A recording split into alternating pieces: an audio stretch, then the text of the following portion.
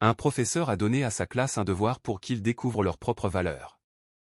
Une fille est rentrée chez elle et a demandé à son père, « Papa, combien je vaux ?»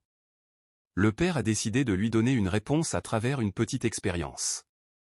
Il a pris une de ses pierres précieuses et lui a dit de l'emporter dans 3 endroits différents, un marché, une bijouterie et une rue spécialisée dans les pierres précieuses. Chaque fois qu'on lui demanderait le prix, elle devait simplement montrer 2 doigts sans rien dire. Au marché, un homme a vu les 2 doigts et a pensé que cela signifiait 2 $, donc il était prêt à payer ce montant pour la pierre. À la bijouterie, les gens ont compris que cela voulait dire 200 $, ce qui a surpris la fille. Enfin, à la rue des pierres précieuses, on lui a proposé 2000 $ pour la même pierre. Le père lui a alors demandé, « Alors, quelle est la vraie valeur de cette pierre ?» Et la fille a compris que la valeur d'une chose dépend de l'appréciation des autres.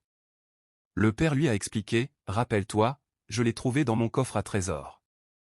C'est une pierre précieuse. Si j'avais ramassé une simple pierre dans la rue, personne ne lui aurait accordé de valeur.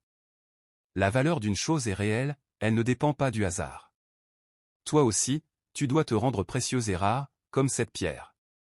Si tu deviens ordinaire et bon marché, les gens te sous-estimeront. Mais même si tu travailles sur toi-même, que tu développes tes compétences et ta confiance en toi, il est important d'aller dans des endroits où les gens t'apprécient pour ce que tu es.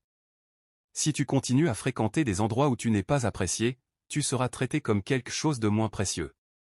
Alors, quelle est ta vraie valeur? C'est la façon dont tu te vois et ce que tu apportes au monde. Nanis JR Copyright. Les secrets pour attirer les bonnes personnes et avancer dans la vie se trouvent ici. Abonnez-vous pour ne rien manquer.